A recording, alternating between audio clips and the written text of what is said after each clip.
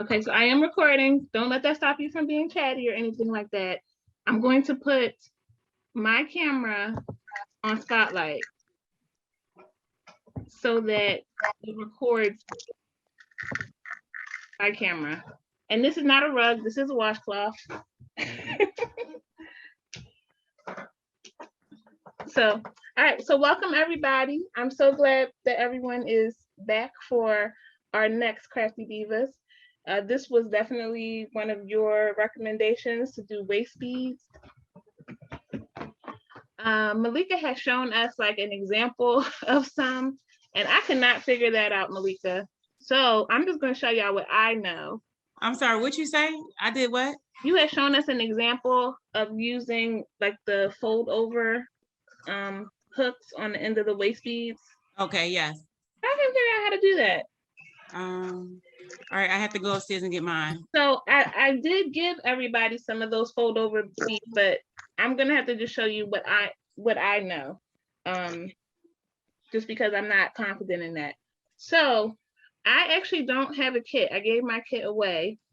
So I might need your help with going over the supplies. I just want to make sure that everybody got everything. And if not, then I'm sorry and I will get it to you somehow. Need my stuff. You don't have a kit either. Oh. Oh, I thought I had a kit. Okay. We don't have a kit. But I did find, so the last time we tried to do something with beads, we ended up trying tweezers to open up and close jump rings and stuff, and that just did not work out so well for us. So I did find some inexpensive pliers that we can use for this project. If you do have your own jewelry pliers, I would say use your own jewelry pliers, just because the only thing that makes me cautious about these is they have little ridges on them on the inside, and I'm used to the jewelry pliers being smooth. So they will work. I did try them. They do work to put the crimp beads on, but it's just a personal preference thing. If you do have some, I recommend using yours. Everybody should have gotten a roll of stretchy string, and then you got a small roll of what's called tiger's tail. This is what the tiger's tail looks like. Tiger's tail is just a very common beading wire. This brand is Panda Hall, which is supposed to be a decent brand, so we'll see how that goes. And then you got the stretchy string as well. So you're going to have some choices here in terms of how you design and what you design and how you design it.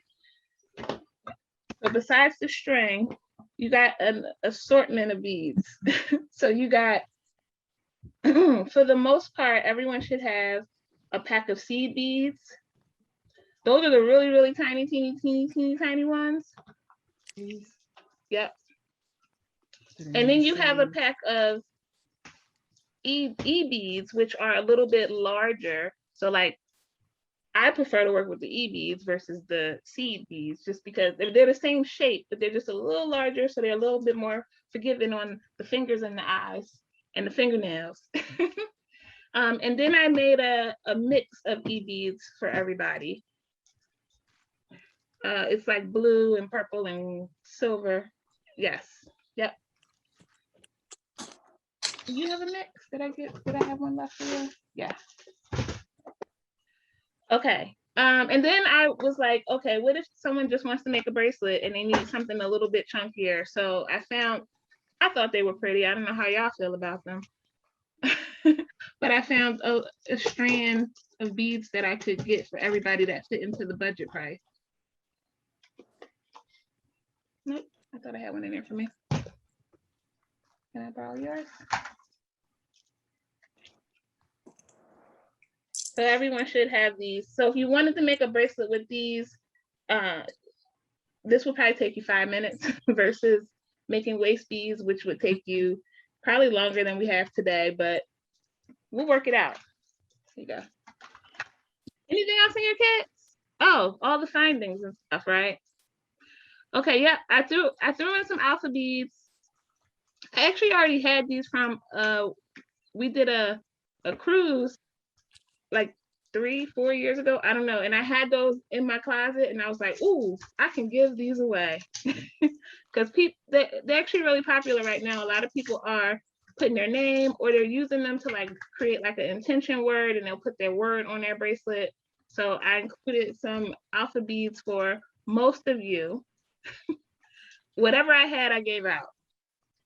And then in terms of the findings, I gave everyone, I can't think of the name of this kind of class, but it's actually one of my favorites.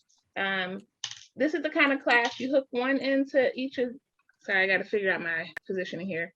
You hook, one into each, and then this part just kind of goes inside there, and it does stay. Some people struggle with them a little bit. I like them, but I gave everybody one of those if they wanted to try it. You should have is toggle bar. Thank you. You should have what's called a lobster class.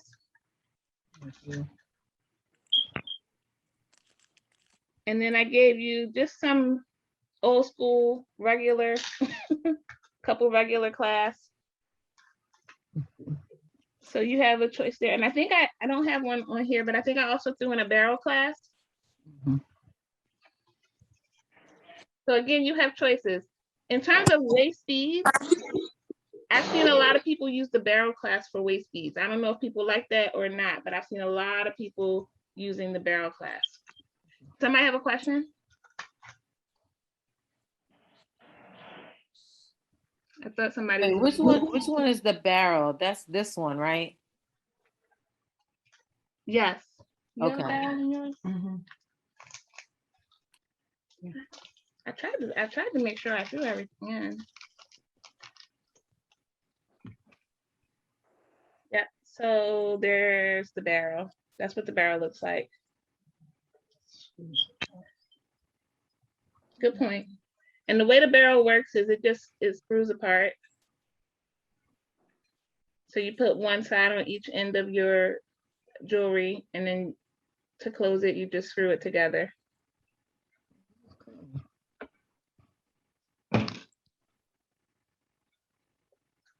The reason that I had suggested folks get a washcloth or something is just so that they had a surface to work on, that the items wouldn't like roll all over the place.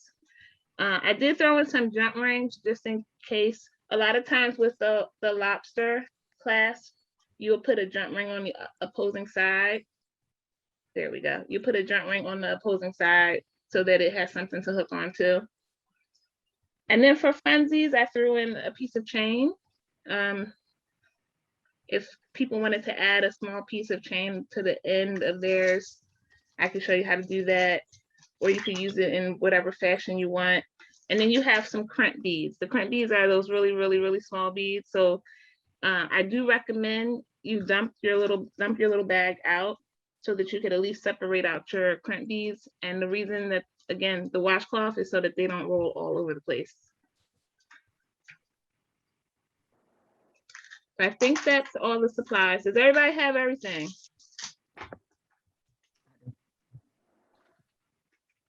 You can just do a thumbs up. All right, cool.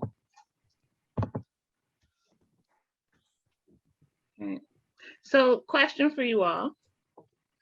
How many people think that they're going to go for the waist beads today versus anything else? Okay. All right. So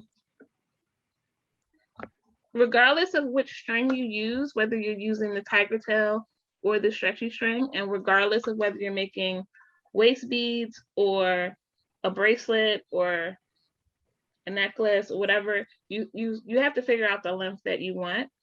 And so you have to figure out for yourself, where do you want your waist beads to fall? Or, how big is your wrist? Or how long do you want your necklace? Everybody has to figure that out for themselves. I can't give you like, everybody make your waist beads this length, because it's very personal. And I don't have any. So if anybody wants to talk about why people wear waist beads, that would be awesome at some point.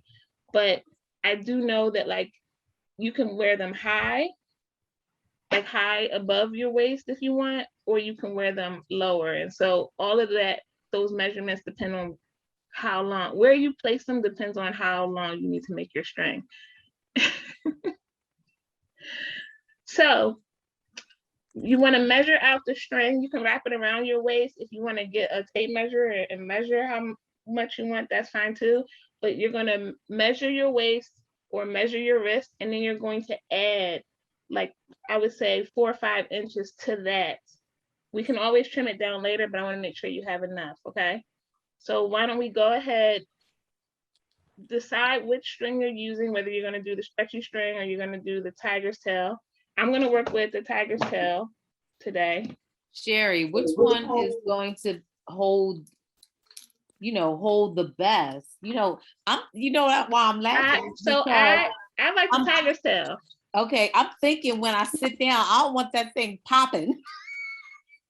So when that is a very good point, because I've been watching a lot of videos about this, y'all. When people were like, we want to do waist beads. Do not hold your stomach in when you're measuring for your waist beads. Like, you need to be relaxed. Okay?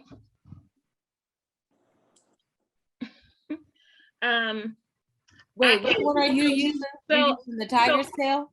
Yes. So I think that, for me personally, I think the tiger's tail is probably more durable, but I think the stretchy string is probably more forgiving. Yeah. My only concern about the stretchy string is that it could stretch out a little over time.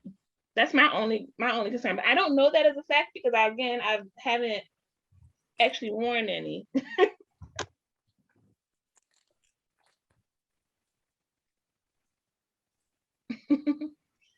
All right, so who's doing? Hey, Sherry, it's Donna. Oh, hey, Donna. Hey, I'm sorry, I don't have my camera on. Okay. So I've worn waist beads in the past, Yes. and I actually helped me lose 17 pounds. Awesome. So what I did was I did it at the top of my stomach. Mm-hmm. And if it's mine was a little snug. So when you eat, it literally rolls up and like, okay, I'm full and my stomach is sticking out. So when you start to lose the weight, it starts to roll down. So I actually these were my waist beads that I popped. They popped because I gained some weight. So these were the original waist beads that I had, and they were made with like some type of string, and they're not forgiving at all. So it's like once they rolled up and they stayed up, I knew that I had gained all that weight back. Got you. So yep, that's what I'm using them for. Yeah. So there are a ton of other different types of strings when it comes to beading. One of my favorites is one called Firewire, which is not wire at all. It's just like, it's like these like almost like strands of thread that are like woven together to make a stronger thread. People use monofilament, which is basically the same thing as fishing line in a sense. And then with the tiger's tail or beading wire, there's like lots of different thicknesses and whatnot. And a lot of people simply use thread. Like sometimes they'll even put like 2 or 3 pieces of thread together. And I saw a lot of people using a beading needle for this project to make it, I guess, it probably makes it a little easier to scoop up the beads or whatever. But it's not necessary. So the string, a lot of options. So I would say once you learn the technique, you could definitely experiment and try with different strings, different kinds of strings if you don't enjoy either of these, if that makes sense. So how many people have made a bracelet with a crimp bead before? So you already know how to, okay, cool. So I'm gonna show you how to put the end on. And the way you put the end on the clasp is the same. The way you start is the same way that you finish. You just kind of reverse the process. So I'll try to show it to you, and please ask questions throughout. So I'm gonna take a piece of my tiger's tail. I found that this is supposed to be a cutter, right here. So you're supposed to be able to put that in there and cut. It didn't cut for me. That's why I suggested that people grab scissors. But I've cut a length. Can't even see it. I cut a length of the tiger's tail. And I'm just going to concentrate on one end right now. Okay. Yeah. So everyone should go ahead and cut either your tiger's tail or your, let me say one more thing about the stretchy string. With the stretchy string, you actually can use the crimp bead, or you could just tie it, and I can show you how to tie it. You actually don't have to use the crimp bead with the stretchy string. So this is the tiger. Okay. Mm-hmm. So I gave you two kinds of crimp beads. You have tubes, and then you have the round ones. This process works the same for either crimp bead. There are special crimping tools out there, but you just really have to give it a good smash. So I need something dark. Let me see, my phone will work. That kind of works a little bit. Can you see the end of the string?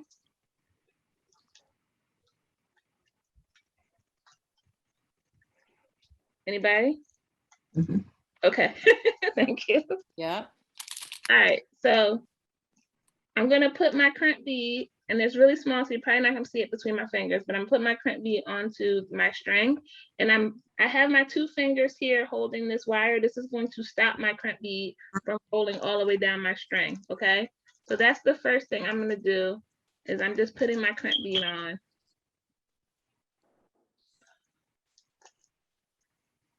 Okay? Mm-hmm. Yep.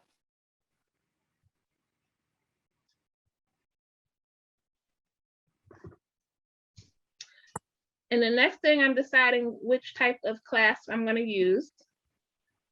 So I guess I'll use this one since I don't have the barrel. I would have used the barrel if I had it. The barrel is the strongest. I don't necessarily know if it's the strongest. I think it kind of blends better in with the waist beads, and it rolls. Okay. Like because of its shape. Okay. I could just see me now sitting down and all my beads fall off all over the floor at school. Well, you know, it could happen. But it could happen no matter who you get the waist beads from. Whether you make them or you buy them, that could happen with any beaded jewelry. So, all right. So the next thing, you would go ahead and you put your clasp on. So with the lobster, is basically a jump ring at the end. So I'm putting it through the jump ring. With the barrel, it has the round loop at the end. So you're basically putting that round loop onto the string. Okay? Yep. Mm-hmm. You got it? Mm-hmm. All right, so now you're gonna take the end of your string and you're gonna bring it over your clasp, and you're going to put it back through the crimp bead. So it's basically making a loop at the end here. So your clasp is in there, right? Your clasp is not going nowhere. Your crimp bead now has two strings going through it. Any questions about that? None.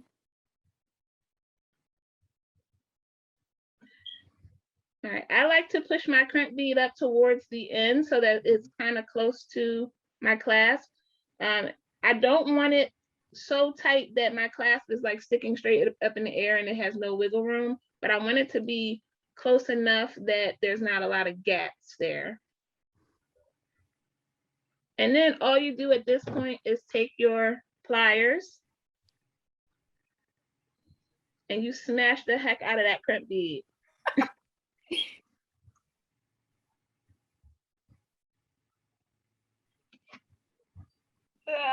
With all your might. And then I like to take my fingernails and just see if my string moves. And if it doesn't move, then I should be good. Do I need to repeat that for anybody? Right there.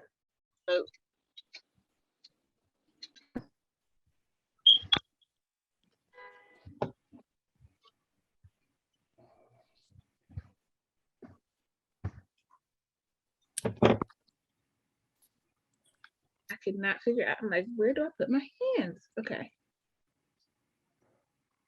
All right, so once you have that on and you feel good about it, the next step is to just start adding on your beads. And you really can do any pattern, any design that you want. It's really up to you. If you wanted to try to take the time to, like, say you want to do, I'm gonna do 5 blue ones and then 5 purple ones and then this, you could do that. Or you could just be random and put whatever beads on it that you want.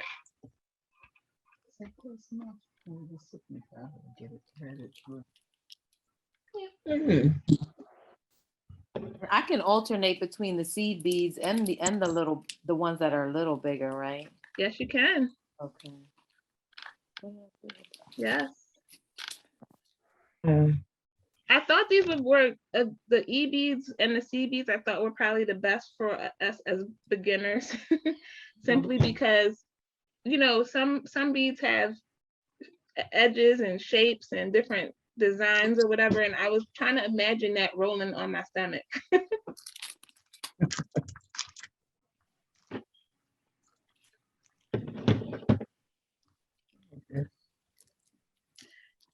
All right.